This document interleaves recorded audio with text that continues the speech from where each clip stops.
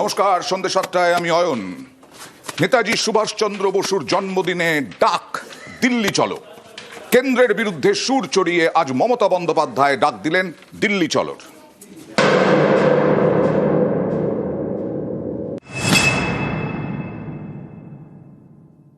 আরেকবার উঠুক স্লোগান, চলো দিল্লি চলো, এবং এই দানবতাকে সরিয়ে দিয়ে মানবিকতাকে প্রতিষ্ঠা করো। নেতাজি সুভাষচন্দ্র বসুর জন্মজয়ন্তী, রেড রোডের সুভাষ স্মরণ। শুক্রবার সেই মঞ্চ থেকে কেন্দ্রের বিরুদ্ধে মমতা বন্দ্যোপাধ্যায়ের সুর সপ্তমে। সুভাষচন্দ্র বোসের জন্মদিনে শ্রদ্ধার্ঘ জানান, সুভাষজিরা মরে না। যারা বীরপুরুষ হয়, যারা মহামানব হয়, তারা চিরকাল আমাদের হৃদয়ে বিরাজ করে। তাদের দিক নির্দেশের কথা বলেই বলছি, আরেকবার উঠুক স্লোগান, চলো দিল্লি চলো, এবং এই দানবতাকে সরিয়ে দিয়ে মানবিকতাকে প্রতিষ্ঠা করো। স্বাধীনতার যে স্বপ্ন নেতাজি সুভাষচন্দ্র বোস, গান্ধীজি থেকে শুরু করে কবির ভাষায় রবীন্দ্রনাথ ঠাকুর, কখনো নজরুল ইসলাম, কখনো সংবিধান রচয়িতা কমিটির চেয়ারম্যান বাবা সাহেব আম্বেদকর, যারা স্বপ্ন দেখেছিলেন, আজকে তাদের স্বপ্ন ভেঙে টুকরো টুকরো হয়ে যাচ্ছে। নিজেদের ইতিহাস চাপিয়ে দেওয়া হচ্ছে, যার সাথে দেশের ইতিহাসের কোনো সম্পর্ক নেই। পদে পদে সেই সংবিধানকে লাঞ্ছিত করা হচ্ছে। নেতাজি সুভাষচন্দ্র বোস প্ল্যানিং কমিশন তৈরি করেছিলেন, আজকে সেটা তুলে দেওয়া হয়েছে জেনে বুঝে। আমরা লক্ষ্য রাখছি, ভারতবর্ষের ইতিহাসকে গুলিয়ে দেওয়ার চেষ্টা হচ্ছে, ভারতবর্ষের মনীষীদের অসম্মান করা হচ্ছে। সে মহাত্মা গান্ধীজি হোক, বিশ্বকবি রবীন্দ্রনাথ ঠাকুরই হোক, নেতাজি সুভাষচন্দ্র বোসই হোক, বাবা সাহেব আম্বেদকরই হোক, ঈশ্বরচন্দ্র বিদ্যাসাগরই হোক, রাজা রামমোহন রায় হোক, একটা অসম্মান, একটা অসহিষ্ণুতা, একটা অরুচিকর কথাবার্তা, ভাষার প্রতি অসম্মান। বাংলা কি সব মেনে নেবে? দেশের স্বাধীনতা সংগ্রামীরা কি সব মেনে নেবেন? না সাধারণ মানুষ এই অসম্মানের বিরুদ্ধে জোট বাঁধবেন, তৈরি হবেন। সুভাষজির যে স্বপ্ন ছিল দেশ স্বাধীন করার জন্য, দিল্লি চলো, যে চক্রান্ত নগরী এখন সারাক্ষণ চক্রান্ত করে বেড়ায় বাংলার বিরুদ্ধে, তার বিরুদ্ধে আমরা একমত হব, সহমত হব, ঐক্যবদ্ধ হব, সম্প্রীতি রক্ষা করব, সংহতি রক্ষা করব, ভাষার অস্মিতা রক্ষা করব, মানুষের সম্মান রক্ষা করব। সুভাষচন্দ্র বসুকে শ্রদ্ধা জানিয়ে এদিন সোশ্যাল মিডিয়াতেও পোস্ট করেন মমতা বন্দ্যোপাধ্যায়।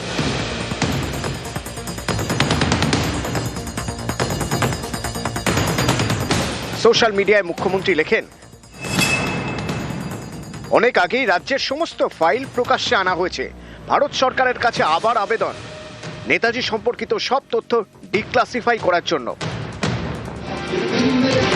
নিউজ 18 বাংলা। নেতাজির 129তম জন্ম জয়ন্তীতে তাঁকে স্মরণ করলেন প্রধানমন্ত্রী নরেন্দ্র মোদী। নেতাজি সুভাষচন্দ্র বসু তাঁকে সবসময় উদ্বুদ্ধ করেন, এমনটাই বললেন প্রধানমন্ত্রী নরেন্দ্র মোদী।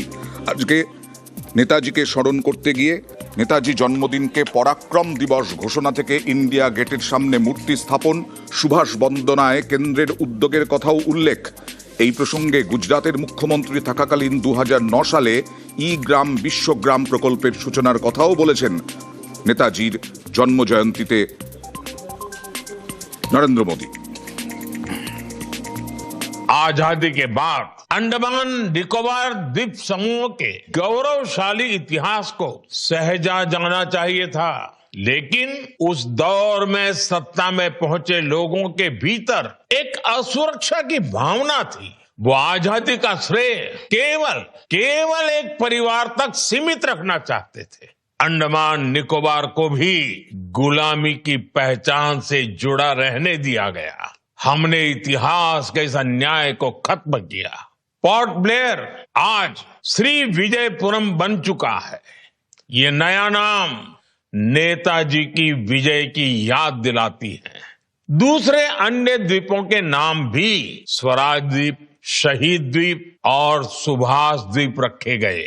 नेताजी के इस विजन से आज की पीढ़ी को परिचित कराना हम सभी का दायित्व है, और मुझे खुशी है कि हमारी सरकार इस दायित्व को बखूबी निभा रही है।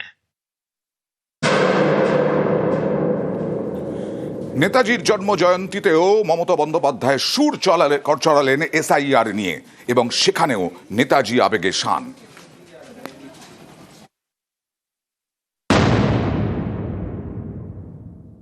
আজকে কি সুভাষচন্দ্র বসু বেঁচে থাকলেও তার নামটাও তাকে হিয়ারিং এ ডাকা হতো, কই ফের চাওয়া হতো আপনি ভারতীয় কিনা। 23শে জানুয়ারি নেতাজির জন্মদিন, রেড রোডে অনুষ্ঠান।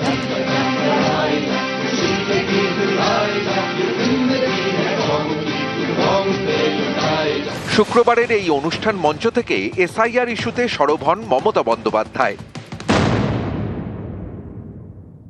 আজকে পদে পদে সেই সংবিধানকে লাঞ্ছিত করা হচ্ছে, মানুষকে বঞ্চিত করা হচ্ছে, অধিকার কেড়ে নেওয়া হচ্ছে, গণতন্ত্রকে উল্লঙ্ঘিত করা হচ্ছে।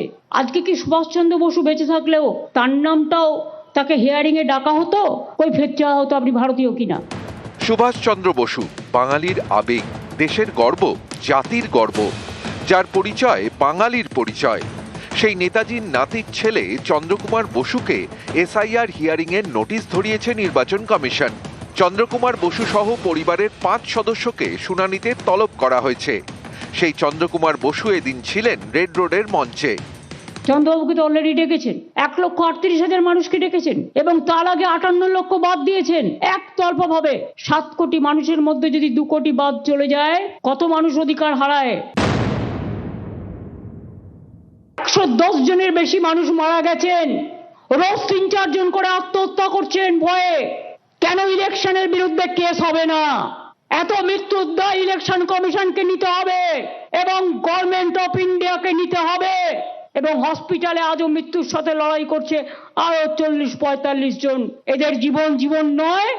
আজ এতদিন পরে আমাদের প্রমাণ করতে হবে আমরা ভারতবর্ষের ভোটার কিনা। মিসম্যাপ বাদ দিয়ে দিয়েছে সব নাম। বাবা মায়ের জন্ম সার্টিফিকেট দিতে হচ্ছে। আজকে বাবা মাকে অসম্মান করার একটা প্রবণতা। রক্তটাকে রক্ষা করুন, প্রাণটাকে বাঁচান। শুধু নিজের ঘরে আগুন লাগলে জ্বালা লাগে, পাশের প্রতিবেশীর গায়ে আগুন লাগলে জ্বালা লাগে না। আজকে আমাদের লড়াই করতে হচ্ছে কৌরব পক্ষের সাথে, মানবতাকে লড়াই করতে হচ্ছে অমানবিকতার সাথে। মানবিকতা বনাম দানবিকতার লড়াই হয়ে গেছে। তুমি বাংলা জানো না, বাংলা ভাষাটা অসম্মান করে মিসম্যাপ করে মানুষকে যন্ত্রণায় ফেলছো। এই যন্ত্রণা আগামী দিন তোমাদেরও ভুগতে হবে, জেনে রেখো। আজকে ভাবছো ক্ষমতায় আছো, কাল ক্ষমতায় থাকবে না। সেদিন জেনে রেখো মানুষ কিন্তু পেছু ছাড়বে না। যেখানে পালাও, মানুষ কিন্তু বলবে পালাবার পথ নাই, জো মাছে পিছে। নিউজ 18 বাংলা।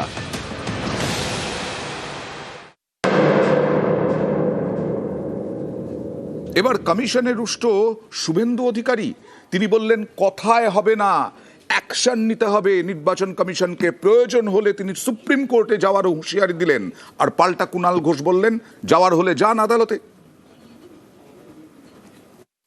ইলেকশন কমিশনও কেন এত সফট লাইন নিচ্ছে? চিঠিতে কিছু হবে না, অ্যাকশন নিন। সুপ্রিম কোর্টে আমরাও যেতে পারি, আমাদেরও সে অধিকার আছে। আপনাদের বাবা সাহেব আম্বেদকর সংবিধানে আর্টিকেল 3-4 থেকে 3-9 আপনাদের সব পাওয়ার দিয়ে গেছে। আপনি চাইলে আর্মি নামাতে পারেন, কাউকে জিজ্ঞেস করার দরকার হবে না। আপনারা সেটা শুধু চিঠিপত্রে সীমাবদ্ধ রেখেছেন। Bengal people wants action, don't want ভাষণ। আমি শুভেন্দু অধিকারীকে অনুরোধ করব যে আপনি কোর্টে যান, আপনি যা ইচ্ছা করুন। আমরাও তো বলছি এসআইআর হোক না, কিন্তু এসআইআর এর যে পদ্ধতিতে যে তাড়াহুড়ো, যেভাবে নাম কাটার চেষ্টা হচ্ছে, সামনে যে ভিড়টা হচ্ছে না, যে আপনার বাবার নাম মুখার্জি, আপনি কেন মুখোপাধ্যায় লিখেছেন, যেভাবে হয়রান করা হচ্ছে বয়স্কদের, অসুস্থদের। হিয়ারিং ক্যাম্পের জনতার সঙ্গে আপনি দয়া করে গিয়ে সামনে একবার দাঁড়ান। আপনি যা শুনে আসবেন, তারপর আপনার যা মনে হয় আপনি করবেন। এর আগেও কমিশনকে তোপ দেখেছিলেন বিজেপি রাজ্যসভার সাংসদ এবং রাজ্য সভাপতি শ্রমিক ভট্টাচার্য। গণেশ কুমার দিল্লিতে বসে থাকলে হবে না, তিনি কলকাতায় আসুন, মুর্শিদাবাদে যান, দক্ষিণ 24 পরগনায় যান, বীরভূমে যান। মানুষ কি বলছে, মানুষের কি দাবি, মানুষের কি কণ্ঠস্বর, সেটা শুনতে হবে। লজিক্যাল ডিসক্রিপেন্সির যে তালিকা, সেই তালিকা প্রকাশের নির্দেশ দিয়েছিল সুপ্রিম কোর্ট। শুক্রবারের মধ্যে 24 তারিখের মধ্যে সুপ্রিম কোর্টের নির্দেশ ছিল লজিক্যাল ডিসক্রিপেন্সির তালিকা প্রকাশের। ভাঙড়ে সেই তালিকা টাঙানো হলো। যাদের যে সমস্ত ভোটারকে ডাকা হয়েছিল হিয়ারিংয়ে, কেন ডাকা হয়েছিল, কি তাদের তথ্যের অভাব ছিল, যুক্তিসঙ্গত অসঙ্গতি কি ছিল, যুক্তিগত অসঙ্গতি কি ছিল সেই সব জানতেই শনিবার সব জেলাতে প্রকাশ হবে এই তালিকা। 24শে জানুয়ারির মধ্যে তালিকা প্রকাশের নির্দেশ। তালিকা প্রকাশ নিয়ে আগেই নির্দেশ দেয় সুপ্রিম কোর্ট। ভাঙড় 2 ব্লকে লজিক্যাল ডিসক্রিপেন্সির তালিকা প্রকাশ।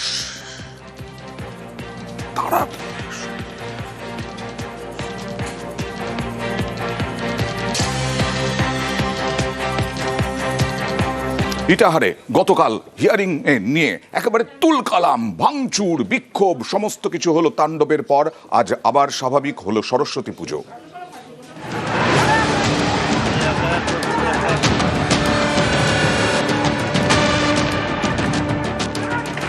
ইটাহার হাই স্কুল, বৃহস্পতিবার এই স্কুলে এসআইআর শুনানির সময় তুলকালাম। স্কুলে চলে ভাঙচুর, বন্ধ হয়ে যায় শুনানি, বেশ কয়েকজনকে গ্রেফতারও করা হয়।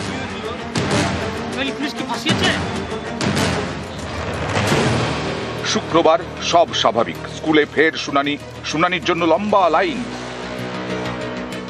কালকে এখানে একটা লোক বাড়ি হচ্ছে এখানে মুরালি বগলে, কালকে ওর হিয়ারিং ছিল, কাগজপত্র দেখাতে গিয়ে ওই একটা কাগজ ছিল না, কি ডকুমেন্ট ছিল না বলছিল এখানে। বলার পরে বাড়িতে পাই না, পাওয়ার পরে টেনশনে ও আত্মহত্যা করেছিল, কালকে ফাঁসি লাগায় মারা গেছে। ভাঙচুর হয়েছিল বলতে ওখানকার ওদেরই পাড়ারই, ঠিক আছে, 2-3টা ছেলে আসে, ডাং লাঠি নিয়ে আসে, ওই চেয়ার ভেঙে দেয়। হ্যাঁ, তারপর তো কাজ বন্ধ থাকে, এখন শান্তশিষ্ট ভাবে ভালো আছে সব। বৃহস্পতিবার ধুন্ধুমার, শুক্রবার ধূপধুনো, সরস্বতী পুজো।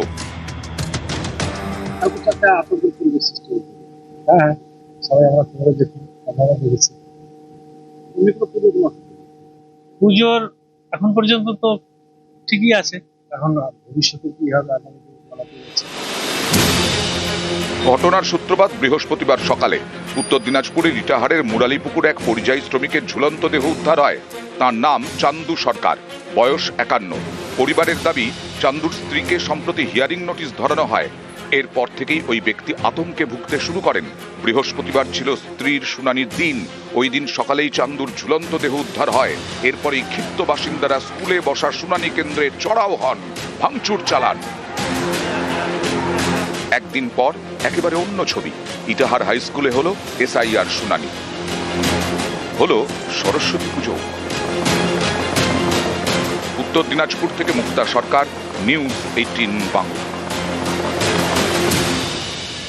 শুনানি চলাকালীন বিডিও অফিসে, ফারাক্কার বিডিও অফিসে ভাঙচুর, আর সেই ভাঙচুরের অভিযোগে বিধায়ক মনিরুল ইসলামের বিরুদ্ধে এফআইআর এর নির্দেশ দেয় কমিশন। 20 ঘন্টা পেরিয়ে গেলেও এফআইআর না হওয়ায় ফের নির্দেশ নির্বাচন কমিশনের। যদিও মনিরুল ইসলাম তিনি অনড় নিজের অবস্থানে। এফআইআর হলে আইনি লড়াইয়ের হুঁশিয়ারি বিধায়কের। ফারাক্কার সভা থেকে হুঙ্কার মনিরুল ইসলামের। মুর্শিদাবাদের জেলা শাসককে এফআইআর এর নির্দেশ, মনিরুলের বিরুদ্ধে মহকুমা শাসককে তদন্তেরও নির্দেশ। মহকুমা শাসককে নির্দেশ, মুর্শিদাবাদের জেলা শাসকের। মানুষকে শান্তিতে বাঁচতে দিবে না, মানুষকে গড়িয়ে নিয়ে বেড়াচ্ছে। তাই মানুষের জন্য লড়াই, আমার ব্যক্তিগত জন্য লড়াই নয়। আর এই লোকগুলো আমাকে জনপ্রতিনিধি করেছে মানুষের বিপদের সমাধানে আমার দায়িত্ব এবং কর্তব্যের পিছনে দাঁড়ানো। তাই আমার উপরে যতই কেস হোক আর মামলা হোক, ভারতের সংবিধানকে মেনে গণতান্ত্রিক পদ্ধতিতে মানুষের হকের জন্য, মানুষের দাবির জন্য মনিরুল ইসলাম ছিল, আছে, সামনে দিনে থাকবে। মালদায় আবার বিএলও আক্রান্ত। এবার মালদায় বিএলও আক্রান্ত। মালদার খড়রা গ্রাম পঞ্চায়েতের এলাকায় বিএলও আক্রান্তের অভিযোগ। শুনানির নোটিশ দেওয়া নিয়ে বচসা। নিচলামারির ঘটনা। বচসার জেরে বিএলওকে মারধরের অভিযোগ। বিএলওকে বাঁচাতে গিয়ে আহত তার ভাগ্নে। কংগ্রেসের প্রাক্তন পঞ্চায়েত সদস্যের বিরুদ্ধে অভিযোগ। মারধরের অভিযোগ তার পরিবারের বিরুদ্ধেও। খুনের পরিকল্পনার অভিযোগ আক্রান্তের। মারধরের অভিযোগ অস্বীকার কংগ্রেসের। আমি চা খাচ্ছি, দাঁড়িয়ে আছে, ও পাথর এসে প্রচুর হারে পাথর ঢালাই পাথর দিয়ে মাথাতে আঘাত করে আমি লটিয়ে পড়লাম। রবিউল হাসানের সালা। আচ্ছা, ওই হাসান মেম্বার কোন দলের মেম্বার? কংগ্রেস দলের মেম্বারের ছেলে হাসান। আচ্ছা, পাথর দিয়ে আচমকা হবে আমাকে আঘাত মারে, এমনভাবে আঘাত মারে মার্ডার করার পরিকল্পনা ছিল। আপনি কি বিএলওকে বাঁচাতে গেছিলেন এখানে সেখানে? হ্যাঁ, বিওলো মানে কি, বিওলোর প্রকৃত আমি ছিলাম। মানে ওনার উপরই চড়াও হতে পারে? হ্যাঁ, চড়াও হতো। বিওলো থাকলে বিওলোকেও মারতো আজকে। আপনি ওনাকে বাঁচাতে গিয়ে আক্রান্ত হন? হ্যাঁ। আমাদের দলের প্রাক্তন সদস্যা সাজেদা বাওয়ার নামে যে অভিযোগটা হচ্ছে বা থানায় অভিযোগ করা হচ্ছে সেটা সম্পূর্ণই মিথ্যে। একটা রাস্তাকে কেন্দ্র করে সেখানে একটা মারপিট হয়, রক্তপাত হয়, সেটা আলাদা পার্ট, কিন্তু ওই ঘটনার সাথে বিএলওর এই ঘটনার কোনো সম্পর্কই নেই। সেটার সাথে এটাকে যুক্ত করে এই মিথ্যে অভিযোগ করা হচ্ছে। নিন্দনীয় বিষয়, এটাকে আমি তীব্র ধিক্কার জানাচ্ছি, নিন্দা জানাচ্ছি।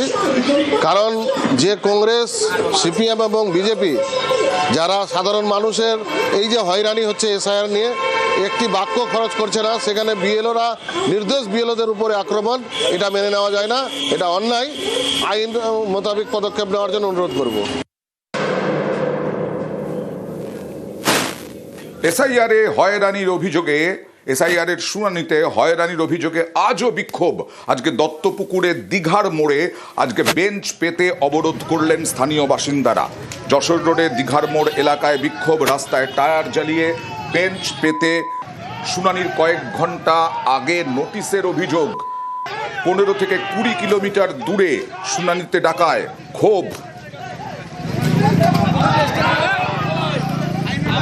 হ্যালো, 550, 600 এখান থেকে, আর এটা কত 208 তো ওদের, 208 পাটে 500, মানে 1100 ভোটার এখানে হেয়ারিং ডেকেছে আমডাঙ্গা বিড অফিসে। 27 তারিখে ডেট দিয়ে সেটা আবার 25 তারিখ করেছে। ফর্মটা আজকে অসহায় মানুষ, একটা পরিবারে 7জন করে হিয়ারিং আছে, 100 টাকা যাওয়া আসা খরচ।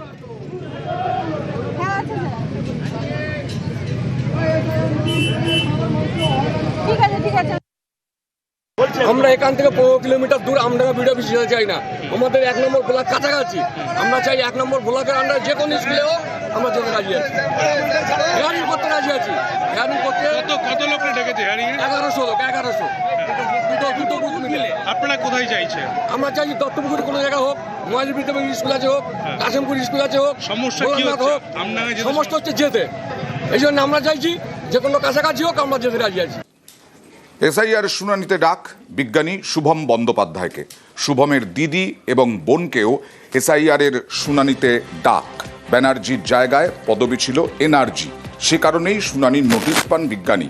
এসআইআরের জন্য আরও সময় দরকার, মত বিজ্ঞানীর।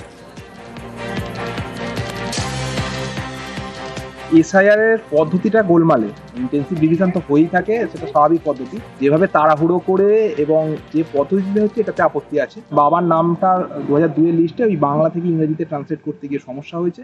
নির্বাচন কমিশনের কাছে টেকনিক্যাল লোকের অভাব এবং চিন্তা ভাবনা করা লোকের অভাব, এটা হচ্ছে মূল সমস্যা। পদ্ধতি মেনে বা একটু সময় নিয়ে পরিকল্পিতভাবে হয়নি, যে জন্য বিএলওদেরও অসুবিধা হয়েছে, প্রত্যেকের অসুবিধা হচ্ছে। ভীষণ রকম মানে বীতশ্রদ্ধ হয়ে পড়ছেন তারা। প্রথম দিকে খুব উৎসাহ নিয়ে কাজ করছিলেন, বারবার পরিবর্তন হচ্ছে, অ্যাপের মধ্যে নোট বদল হয়েছে, তখনও লাইন দিয়েছি।